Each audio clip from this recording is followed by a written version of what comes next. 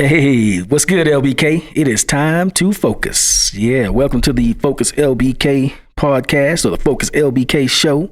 Y'all know we kind of juggling things a bit here, so sometimes that may be reflected in the way we refer to everything. But hey, man, we still getting settled into the groove.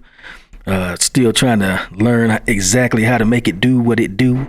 But we are glad that y'all are joining us today. We are going to try something totally new today, and this might be the way we do our show from here on out. We'll see. This is something that we've been thinking about already. When we have guests in the studio, we said, why don't we just make them part of the show instead of having them relegated to a segment of the show? You'll see these gentlemen later on because they're going to be talking about the Kwanzaa Celebration, but we just going to work them into the show because I don't know. I feel like that'll be real fun and lively. I don't know. Yeah, might get rowdy up in there, man. We might get kicked out after the Patterson. Hope not. We'll kick it there. Yes, sir. If John Lewis and us comes out, right? Yeah. Before we go any further, though, we do have to greet y'all with the universal salutation of, well, it ain't universal, but it may be someday. We want to say peace to the East. All the best to the West. For the ones down, for the ones up north, well, of course. And the rest of us all down south. Hey, hush your mouth. I'm only talking about Lubbock. Well, me too. Because that's all we do. Yeah. Gentlemen, we got some feedback. We got in-studio feedback. Was that whack? Was that funny? Was that cool? What was that? Tell us. We've been trying to figure out for about, what, 5 months? Yeah. Like, should we do that every show? I don't know. They've been quiet. They ain't told us nothing. I don't know. Yeah. So, quiet is complicity. You're complicit with it if you don't say nothing. So yeah. That's the way that's why we kept doing it. They ain't saying that. They must like it. Because if you didn't like something, you sure would let me know. Somebody reach out to you. I think you got something there, brother. Yeah. All right. And for all y'all young bucks out there that don't know, that's a play on Shaft by Isaac Hayes when he say, hush your mouth. I'm talking about Shaft. We like, hush your mouth. I'm talking about Lubbock. That's all. Anyway, we're going to have a good show for y'all today. So what we're going to do, of course, we're going to do a little bit of what's going on. And we got a couple of events we want to tell you about, but also new format just for today because it's Martin Luther King Jr.'s birthday coming up. So we're going to actually play some of his speeches and discuss them. Not the whole speech, but some excerpts and just talk about it. Before we do that, bro, tell them about that Kwanzaa deal that's coming up. With pleasure, the Roots Historical Arts Council, in collaboration with the 100 Black Men of West Texas and the Lubbock branch of the NAACP, are presenting a Kwanzaa celebration. Saturday, February 3rd, 2024, from 6 p.m. to 9 p.m. The doors open at 5. Everybody's welcome. It's going to be at Mae Simmons Community Center. I'm going to give them the address, bro. 2004 Oak Avenue. If you don't know, now you know. Yeah. Yes, man. You more compassionate than me. I don't give them the address on stuff they should know, man. Yeah. Exactly. I don't see how you can say Mae Simmons in Lubbock and not know like, what. Huh? What's that? What? You know what I mean? Like, you don't even have to say it's at the park. Really, that's what we say, at the park. Yeah. That's understood. It's Mae Simmons, yeah. Indeed. Yesterday, I was over at the Roots Historical Arts Foundation Council. Is it the council or the foundation? Roots Historical Arts Council over at Cavill's Museum. I always want to say Cavill's Pharmacy. That's when I left, it was still Cavill's Pharmacy. So it wasn't nothing, I don't think, but it was the pharmacy. It wasn't a museum, I don't think, at the time. When you left? What was that, 94? Something like that? Okay. I can't remember when it converted to the museum. Right. I should know, and my bad. Pull that up. My bad. It's cool, but basically when I was over there, I ran into a young lady named, what was it, Stephanie Johnson, and she is I think she's the director of the Edge Theater. Yes. And she gave me this little flyer right here. And since it is Martin Luther King Jr.'s birthday coming up, this thing right here, save the date. The Edge Theater is going to be presenting Black History Month Martin Luther King Jr. event. Experience the words of inspiration and speeches of Dr. Martin Luther King Jr. It's going to be a performance by a gentleman named Gerald C. Rivers and Company. So from what I understand, he does a great impersonation of Martin Luther King. He's going to be doing some of the speeches. It's going to be like being there. So, man, be there or be square. It's going to be February 18th at 7:30 p.m. It's going to be at Lions Chapel. And I will give you that. It's 1704 East 24th Street. You may not be familiar with that. I still don't know how, but again, yeah, 24th and MLK. Yes, and you right up there on can the top see of the hill. Mae Simmons from Lions Chapel. We're in Lions Chapel for Mae Simmons. So Right. So be there February 18th at 7:30 p.m. Lions Chapel, 1704 East 24th Street. That's the Black History Month Martin Luther King Jr. event. Also, on the same day as that Kwanzaa event up at Mae Simmons, and I believe this is the Black 3 to Business 5. Expo. Yeah, the Black Business Expo. I think I got that on here. Man, 12 to 4. 12 to 4. Okay. 12 to 4 for that Black Business Expo. There you go, right there. And that's actually a 2-day event. It sure is, because on February... Friday they're having a mixer. Yeah. And then they're having February 3rd at 12 to... No, I'm looking for it here. The mixer is February 2nd, 7 to 8:30 p.m. And I believe that's at Mama Ann's Soul Food Kitchen. It's still up there, right? Really? Okay. No? Really? Yeah, that's at 34th and P. 34th and P. That's what I thought. Hopefully my information ain't wrong there. We don't want to be... They're having a mixer from... Mixer, from 7 to 8:30 p.m. Okay. Yep. So it's really a 2-day event. The theme is Stronger Together. So then on the February 3rd, 12 to 4, Mae Simmons, they got the actual Black Business Expo. We'll be there too. Well, May 2nd, I know where I'll be. My man's. Yeah. And that right there, ladies and gentlemen, I think that's what we have as far as what's going on. We don't want to hold up things too much further. We want to go ahead and launch right into some of these MLK speeches. And the way I'm going to do this, we just going to play it. We'll listen to it and then we'll discuss it a little bit. So let me go ahead and hit this and make sure it's downloading. All right. And here we go. So this is the first speech, and it's him talking about the dream has become a nightmare. I must confess that that dream that I had that day has at many points turned into a nightmare. Now, I'm not one to lose hope. I keep on hoping. I still have faith in the future. But I've had to analyze many things over the last few years, and I would say over the last few months. I've gone through a lot of soul-searching and agonizing moments. And I've come to see that we have many more difficult days ahead, and some of the old optimism was a little superficial, and now it must be tempered with a solid realism. And I think the realistic fact is that we still have a long, long way to go, and that we are involved in a war on Asian soil, which, if not checked and stopped, can poison the very soul of our nation. I'm not going to say that all of our problems will be solved if the war in Vietnam is ended, but I do say that the war makes it infinitely more difficult to deal with these problems.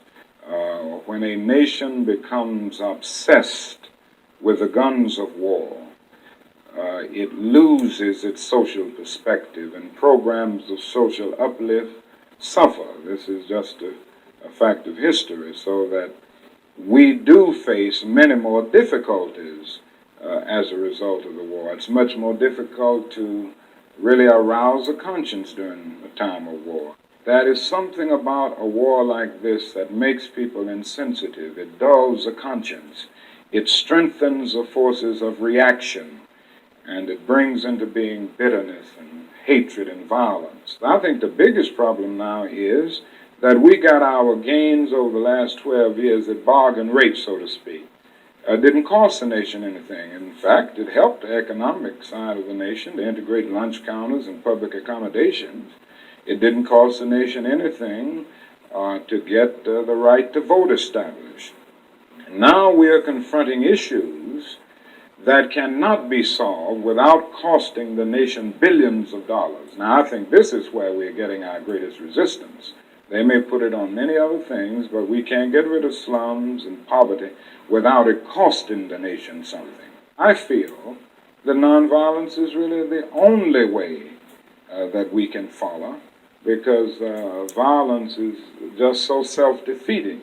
A riot ends up creating many more problems for the Negro community than it solves. You can, through violence, burn down a building, but you can't establish justice. You can murder a murderer, but you can't murder through violence. You can murder a hater, but you can't murder hate. And what we are trying to get rid of is hate and injustice and all of Well, he said a mouthful right there, and a whole lot. We're just going to start from the end and pull that microphone to you, sir. What are your impressions on that? Wow. I guess the one thing that really stood out to me most with that particular portion of the speech is that when Dr. King had made the statement that when we as a nation becomes engrossed or mesmerized by the guns of war, that it desensitizes us to the human aspect. And he made the statement that programs cease to be developed when we're so engrossed in the guns of war. Mm-hmm. And that same concept of the guns of war is what we're experiencing today within our communities. We've become so desensitized to life that we are unable to water seeds of growth. Many people just say, oh, that's just another black young man dead. That's the desensitization that the guns of war has left in our community. Mm. We got to become sensitive to our brothers and our sisters, to our community, to our welfare, in order to rise above the guns of war. Indeed. And Lubbock, y'all forgive me, I'm a terrible host. I didn't introduce our guests because we did a segment prior to this, and I already introduced them on that one. But for this one, we've got Mr. Shaun Harris, we've got Mr. Leon Williams, and Mr. Will Green. These are some stalwart members of the community, and we've had them here today. We were talking about the Kwanzaa celebration, but you just heard from Mr. Shaun Harris. So go ahead. This is the first time, and I thank you for playing that I've heard that. I knew about it, and I knew that's when King's image in the larger community changed because he spoke out against the Vietnam War. Mm-hmm. And I was of draft age during that time. And I knew I wasn't going to Vietnam because I knew it was a bogus war. Yeah. I didn't know where I was going to go, Canada, or what I was going to do. But somewhere, man, I wasn't going to Vietnam. That's for sure. Anyway, I think about how he talked about the violence and how the civil rights movement was predicated on nonviolent protests. And they were very structured in their protests. And I look back in our recent past with the Black Lives Matter, how that was nonviolent protest, but violence surrounded it. Mm-hmm. And now the image in the larger white community is that was riotous situation. Donald Trump even threatened to send in National Guard in Portland, Oregon, I think it was, and that kind of thing. And so I think it behooves us to focus or focus back on those times and realize that nonviolent protest is justified and righteous. But I think it does need to be in a way where we are sensitive to minimizing that violence around it so that the message can be brought across. And then the other point was, and he spoke without, I think, directly saying it, but the manufacturers, defense contractors, the manufacturers of war are making money off those wars, and that's who controls the politics of our country. He was alluding to it without exactly saying it, but that's exactly what the problem is. In fact, I would say this was a big turning point in his message and how he was perceived by the nation and by the community. And I would say that from what I understand, this is probably one of the things that got him shot. You turn against the military industrial complex, which our whole society our whole economy is based on. And the thing about that is the tragic part of being based on a warfare economy is that not only, yes, we're overseas all the time, starting wars with defenseless countries for no reason, but that creates inflation. The problems that we're having right now at the grocery store, you can't spend less than $200 or $300 at the grocery store just to go in and get some bottled water, basically. That comes from spending on wars. That's printing money. That's what he didn't directly touch on that, but he did mention how you can't get money for other programs because it's all going to the war. Exactly. All of that is kind of wrapped up in the same ball of trouble.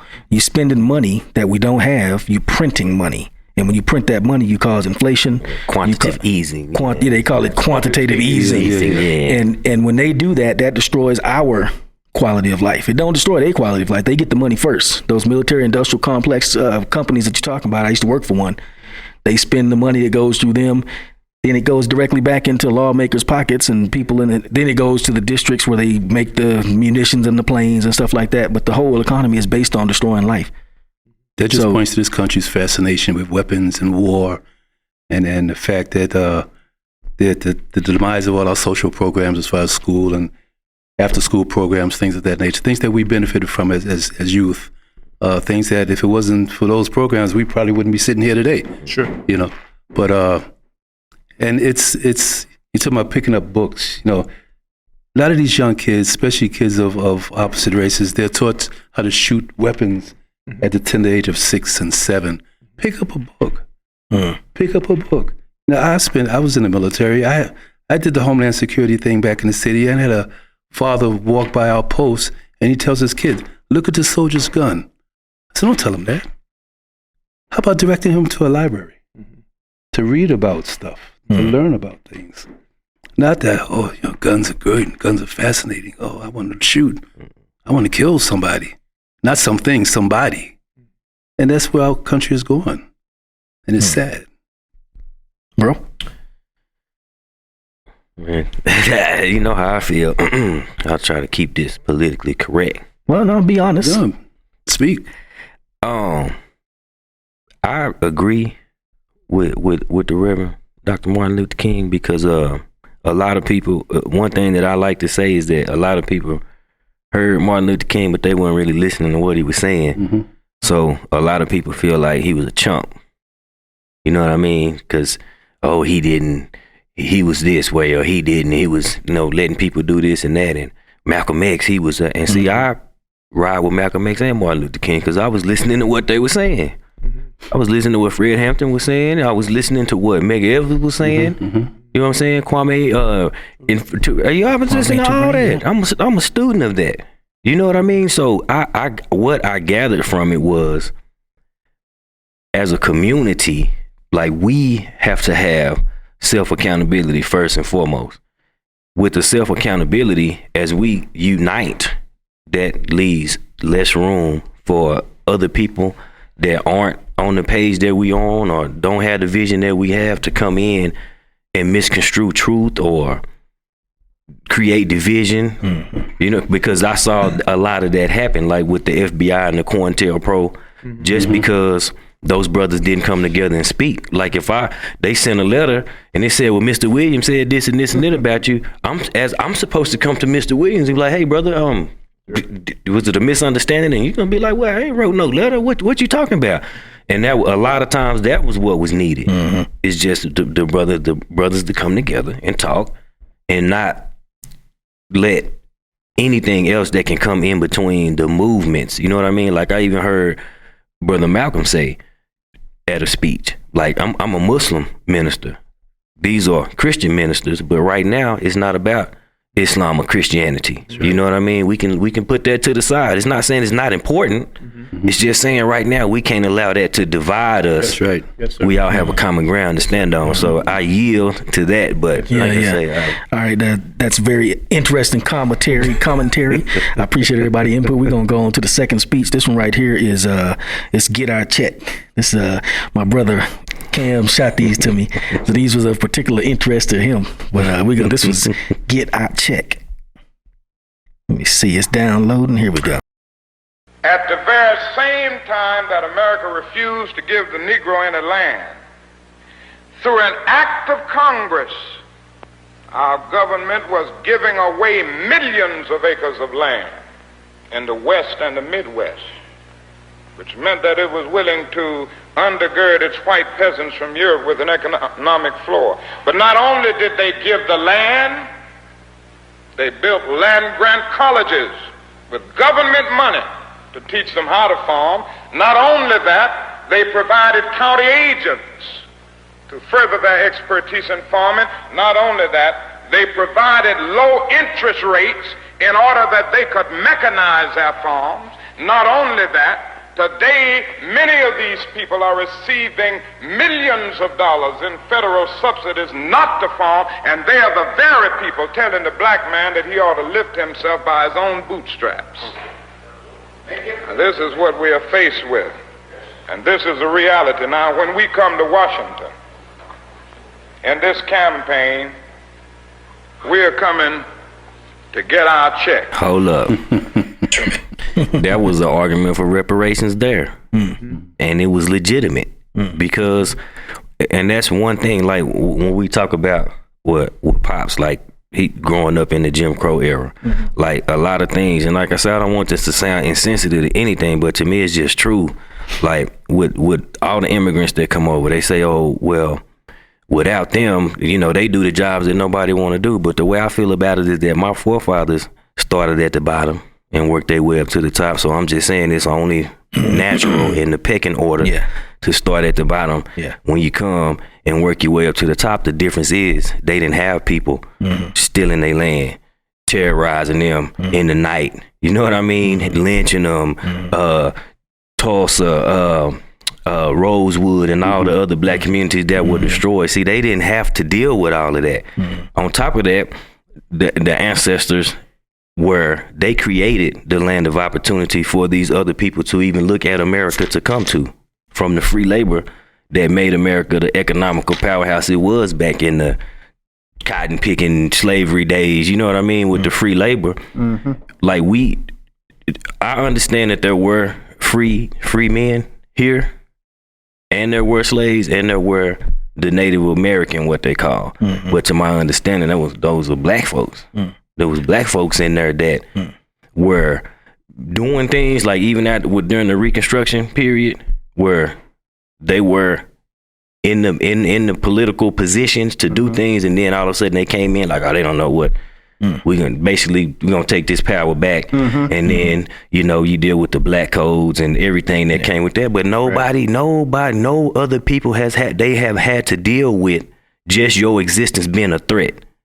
Like, it's not even saying that I have a title or any type of PhD or anything. I'm just a regular old Joe Schmo, but I'm still considered a threat when it comes to a certain. Maybe it's the way I think, the way I speak. Maybe I'm charismatic and people maybe still draw guilt. Me. Maybe still guilt. Exactly. As far as what they did to us as a people. Yes, sir. Subconsciously, it's got to play on them. You know what? I lynched these people. I chopped them up. I molested their babies and things like that. Fed them to alligators and bait. That's got to play on you mentally. And that's why I say, like, I don't like to seem like I'm against any other people, but I don't like to hear when they try to downplay the experience that we've had on this land, like, and everyone else that this country or however you want to phrase that wronged. They gave them some type of I don't want to say reparation, but some kind of payment or something, whether it was the Chinese, the Jewish people. And a lot of this stuff didn't happen on land we're on, where we can walk to or drive to and say, hey, right here in 1911, Jimmy Johnson was hung for, they lied on him and said, which, a lot of us already know. I don't want to go into all that. But like I say, when it comes to listening to what Dr. King is saying, sometimes it's not the polarized speeches that they always throw out there where the most jewels he's dropping is at, man. If you just sit and listen, it's like, whoa, that still rings true right now in 2024. My question is, he was talking about it could be perceived as a call for reparations. My question is, some people think that reparations have already been extended in the past 70-something years of affirmative action and all that kind of stuff. Do you discount that? Do you think that's not? I don't. And this is me. I'm 45. If anybody knows different, please enlighten me. But the way I feel about it is, a lot of those programs weren't even utilized to the fullest of their capacity by the quote unquote African American or black community. That's our fault though, because that's one thing I always look at. But you know what? If there's stuff out there available for you and you don't take advantage of it, that's on you. Is it or is it not? Because it's like, even right here in this community, is so much access things that are available, that's why we felt like we needed to fill that void, because it's like, man, there's so much stuff that people right across the street, they don't even know what's going on right here in this library. You know what I mean? Like stuff like this, like we feel instrumental in disseminating information, as long as, you know, if it's somebody in the community and it's community based and it's love in it, and it's not, you know, the negative connotation of all the rigmarole of African American men or black men, whatever. You know, like I say, I use different terms. I don't really deal with that, but most people know what you're saying when you say African American male, so I just say that. But anyway, in this community, it's a lot of people that don't know the resources that are available, the wisdom that's available. You know what I mean? And that's and that's why I say, yeah, it's kind of our fault, but at the same time, a lot of that was kind of hidden from us, or not really hidden, but just not really brought out to the forefront. And that's educational wise. That's with our elders in history. You know, knowing about the Carter G. Woodsons, and you know what I mean, the different books and the people that didn't make the spotlight when it comes to the other people telling our history. There are people in there that people like us know about and we understand, but to the masses, they're not going to broadcast that. So going back to the education thing, what I was always taught, like, you learn a certain thing in school, but like I do with my daughters, it's when they come home, it's still school going on. You know what I mean? I got a couple things for you to look at and read about this lady and that and this guy and this. And just know, you know what I mean? I don't know. I know my kids get tired of me jumping in and hitting me. Well, look, now, actually what had happened was, but anyway, gentlemen, do y'all have any additional thoughts on that? I'd like to just like to say something that I think it's important. That first of all, I want to say I'm pro-black, but that doesn't mean I'm anti-white. Exactly. I think it's important that we come to the realization that when you're talking about going to get your check, which what Dr. King spoke of, when we look at the foundation of this country, how it says that they were giving land in the Midwest and the West. I challenge individuals to go and look up how Oklahoma Sooners, the University of Oklahoma or the state of Oklahoma, came into existence. While they were allowing individuals to roam the open plains and put a stake in the ground and say, this is mine, they were infecting Native Americans on the Trail of Tears with smallpox so that they would exterminate the Native Americans, which in essence would eliminate the competitiveness of individuals being able to stake out land. I'm a member of the Choctaw Nation, Native American tribe. And I'm very sensitive, being an African American man, but also understanding my Native American heritage. I think that it's important that we not get caught up in give me my check, but more so be caught up in why me now here? Yeah. Why me now here is that what role do I play in this vast thing called humanity? Right. That's what's important, and I think that we have to educate each other to the history. That's his story. Yeah. But what's your story? But when you can connect what your story is, then you understand why it's his story.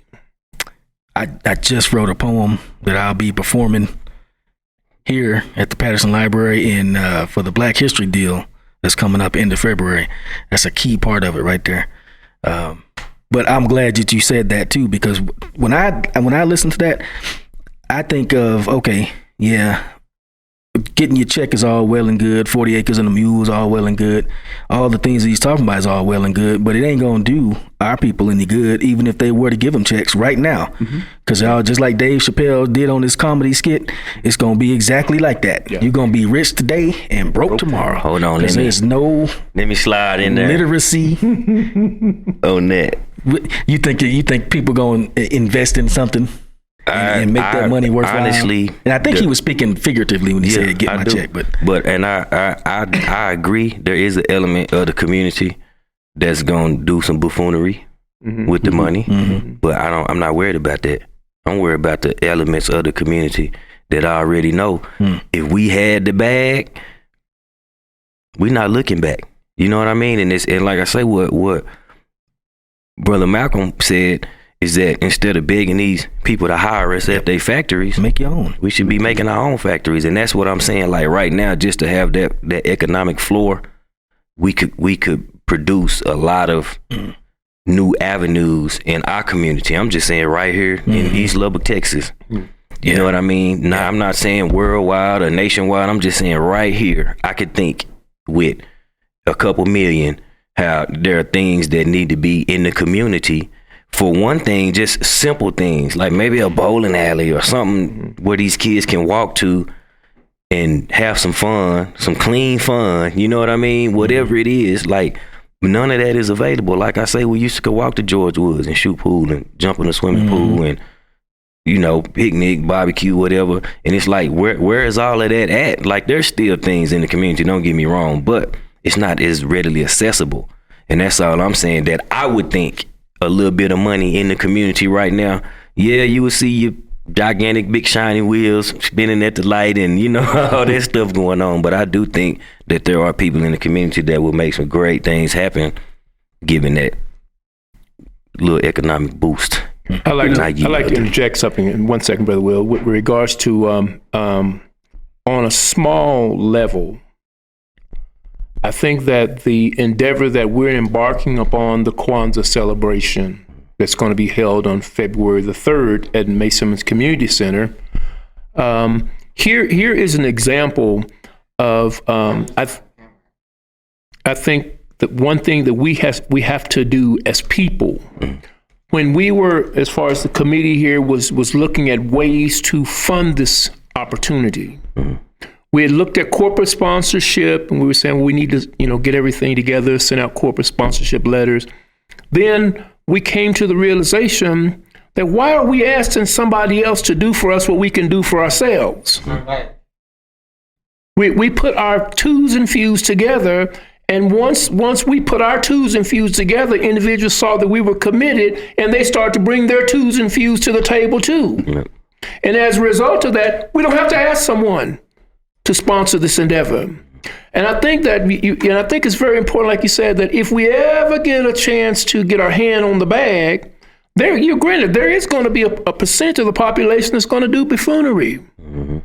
But by the same token, we have the ability, the wherewithal right now. We have the economic clout right now to make those things become a reality. Mm-hmm. But we got to first know what to do with it when we get it. Mm-hmm. We got to know the power of it, of coming, putting it at the table, leaving it at the table, and not worrying about distrusting somebody else that they're going to take what we put to the table. Leave it in the Creator's hands, and He will give the increase. And that's what we have to do. Mm-hmm. Okay. I want to go back to when you was talking about how we lost our land in the past through the night raids and the oppressor coming in and killing and kidnapping us and threatening us, basically running us off our properties. In a sense, that's being done today, where I'm sure we have a lot of people who they have land in their family down in South Carolina, North Carolina, that they're not aware of, they don't pay taxes on, they don't want to move back down south, so just ignore it. And that's how we lose our land. Mm-hmm. And there's things that we can do to get that check off that land. There's trees that grow on that land. Mm-hmm. You could sell the trees to some mill company and have them cut the trees and make money off that. Do it quarterly, annually, whatever. But as we all know, the value of property, whether it's land, buildings, rivers, does nothing but go up. Mm. It does not, especially in this country. Mm-hmm. Does nothing but go up.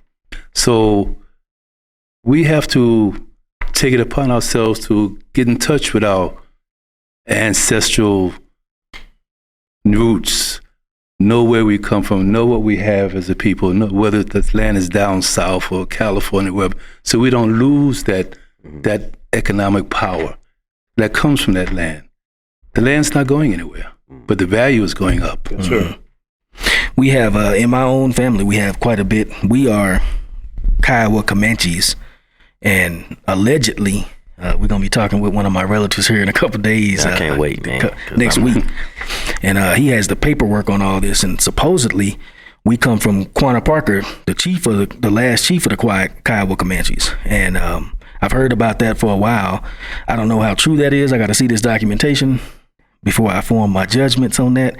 But I just say that to say that we allegedly lost land too. And that's kind of what I was referring to when I was saying, like, I'm not even concerned about, well, we handed out checks and stuff like that, because at this point, we were talking to Miss Sandra Chatham a few weeks ago, a few months ago now, and she was telling us how so many people in our community don't have the basic understanding of finances and money. Yes. So we're being destroyed by things like your cell phone gets cut off, you don't pay the bill, you don't realize that's on your credit. That's right. Now you have terrible credit, you just move to another cell phone. Now you got 3 or 4 different cell phone companies that you owed $800 to.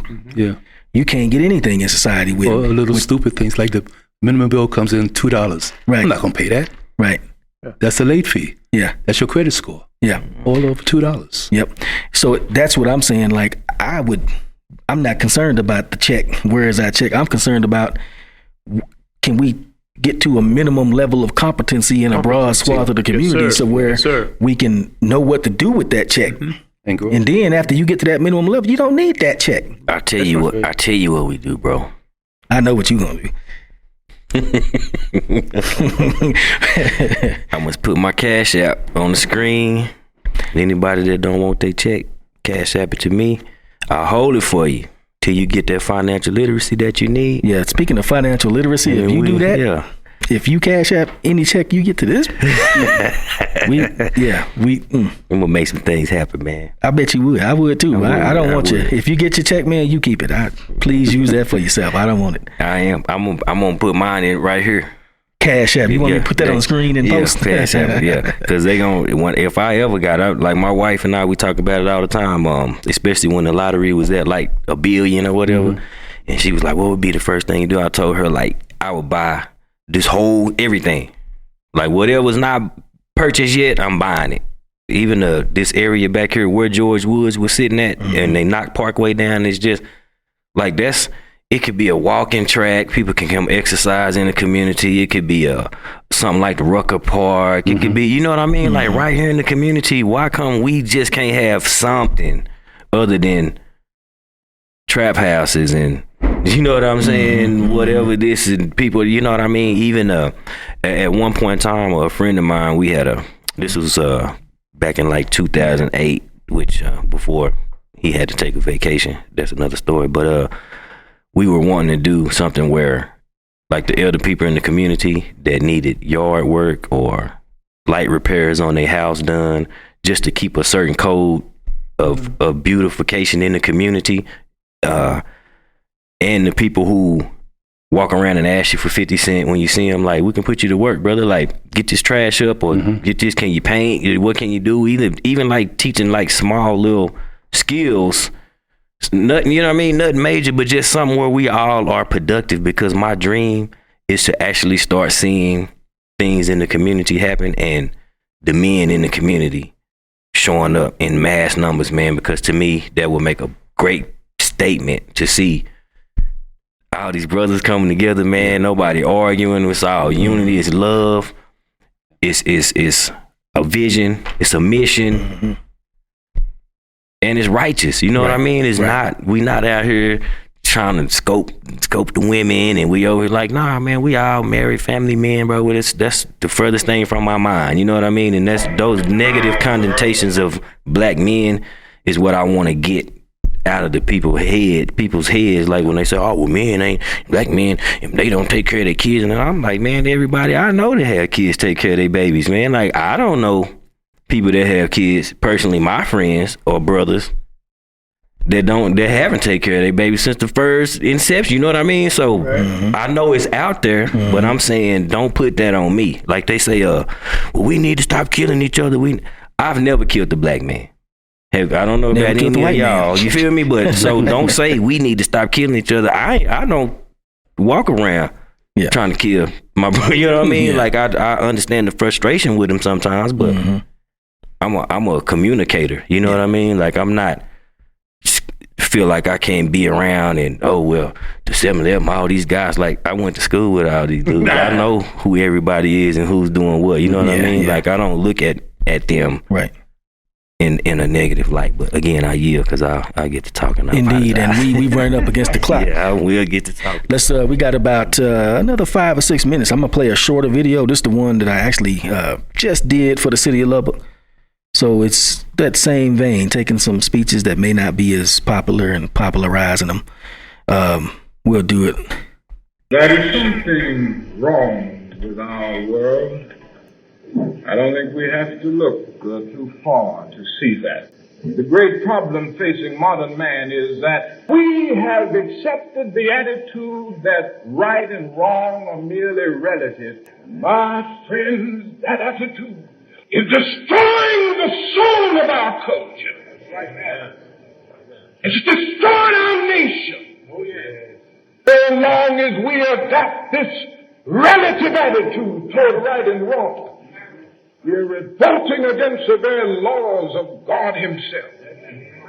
It's all right to disobey the 10 commandments, but just don't disobey the 11. Thou shalt not get caught. That's the prevailing attitude in our culture. Thing that we need in the world today is a group of men and women who will stand up for right, be opposed to wrong wherever it is, be honest and loving and just with all humanity. If we don't learn it, we will destroy ourselves by the misuse of our own powers. If we are to go forward, we must go back and rediscover these precious values. God bless you. So that right there is just what we kind of have been touching on the whole show, off and on and in different ways, going back to those traditional values. And that to me, I just feel I am almost uninterested in other things that you might talk about. Oh, the community, this community. I think one of the basic foundational things you got to have is values. You know what I'm saying? You got to let your yes be a yes and your no be a no. You cannot be involved outside of your marriage with stuff like that. You got to be committed to your family. It's just basic common sense stuff that actually statistics show if you do in America, you'll be pretty decent. You may not be wealthy, but you won't be below the poverty line if you comfortable. Get a job and keep a job. Don't have kids before you get married and stay married to the same person. If you do them 3 or 4, finish high school. If you do those 3 things, you guaranteed almost in this country 99% chance not to be below the poverty line. But how many people do those things? And how many people below the poverty line mad about it? So to me, that's like well, again, like we say, self accountability, man, traditional values, and you know, you can't compromise. You'll compromise the integrity of your character, and people won't see you in the light that you need to be seen in without self accountability. You know what I mean? Like we can talk some good stuff right here, but then after the fact, if they see me, I'm like, what? Well, how he talking about? You know what I'm saying? Talking about this, and now he over here. I see you. Yeah, he over here at the doing this and doing up here in the whatever, and that's what I understand. Like. What's done in the dark comes to the light. So you tarnishing your own image and legacy by not standing, like we say, standing 10 toes. You know what I mean? On truth and righteousness. Like that's, I try to maintain a righteous existence. Like I'm a work in progress. You know, I was what is that? I was corrupted by society at a young age because that's what we thought was supposed to be it. The superflies, you know what I'm saying? The pimps, the gangsters, the everything, like that's what was brought. And when I was, I'm 45. In 1988, I was 10 years old. You know what I mean? And at the age of 10, like it was a whole plethora of negative things that came at us. That, you know, me growing up, I didn't have my father in my house. So I had my mom. My mom was at work. She worked 12 hours a day. You know what I mean? So she made sure I understood what to do and what not to do. But at the same time, it was a big gap where I was just out here in the world. You know what I mean? I became worldly, but I was still grounded in the church. So a point in life came where I had those dark times and those dark days, but I was grounded in faith and understanding and the righteous. You know what I mean? To know when I got to that point, man, That's you right. need to pray. I think we all have that point in our life where we could have been left or right. Yep. And if, like, you looked up, if not for the grace of God, we would have went left. Yes, sir. And we wouldn't be sitting here today. Yes, sir. Our first exposure to life was what we experienced when we were 2, 3, 4 years old, growing up in the hood. You know, father's not home, he's working all day. And that's not to say he was a bad father. He was doing what he thought he should do to provide for his family. And that's go out here and bust his butt. But that left moms to be the woman and the man of the house during the day, because she dealt with all the emergencies. She dealt with all the stuff that came up. And he was her crutch, because it was always that threat, wait till your father comes home. And he was there, but he wasn't there. You know, so that's a part of our emotional life, our structural life that was missing, even though it was subliminally there. Well, gentlemen, I think we're going to have to start, either one or two things going to have to happen. We're going to have to start booking more time, or we're going to have to get our own location. That's what we're going to both. One's a bridge to the other. But you know, like, conversations always start on one note, but then once you start, it always opens up into this beautiful flower with something that nobody even thought it was going to ever be. And you need time for that to happen, man. You know, everybody got to feel each other's energy, and you know what I mean. And it's like, okay, we can. This can be an open conversation where no non-judgmental type thing. We got to realize that we don't have a monopoly on the things that we go through. Yes. Right. You know, I've gone through it. You've gone through it. My brother down here's gone through it. Indeed. I will say this right here. I think that it's important that we realize that just as the sun rises each day, one day it may shine bright, another day it may be cloudy, but nonetheless the sun does still shine. And I think that it's important that we realize that there's a plethora of generational knowledge that sits in this presence right now at the table. And I think that we have to get to a point where we learn to value the ancestral essence of the knowledge that comes to the table, so that we can get what we need to get or gather from at that point in time. The sun does shine. Indeed. I agree. I want to just add what Gambrell said, right? Canberra, I'm sorry. About the church giving you that anchor. I think about my personal background. I had the church, I had school, and I had the Boy Scouts. Bottom line is, I had something in the community to do an anchor. And I think that's what's sorely missing right now. Yeah, me too. And our anchors are not as strong and as encompassing as they used to be.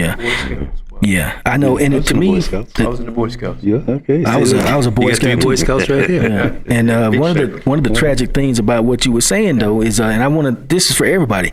You ain't got to have $1 million in a fancy building to do something in the community. That's right. All you really got to have is time and the desire to do it. We all have a part to play. Right. I've heard a lot of people say, man, if I hit that lottery, the first thing I'm gonna do is go build this on the east side. I'm like, you don't need to build it. Just go to the football field and get some kids.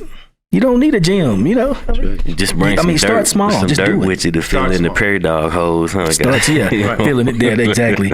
Bring a wheelbarrow and shovel. Yeah. All right, Lubbock, thank y'all for tuning in. Once again, we want to thank our guests today. We got Mr. Shaun Harris, Mr. Leon Williams, and Mr. Will Green. Again, stalwart brothers in the community, pillars in their own right. So thank y'all for being with us today, gentlemen. And any day that you want, y'all are more than welcome. Anytime to come back or whatever. If y'all have any more events or anything, please let us know. Yeah, and y'all get out to that Kwanzaa deal.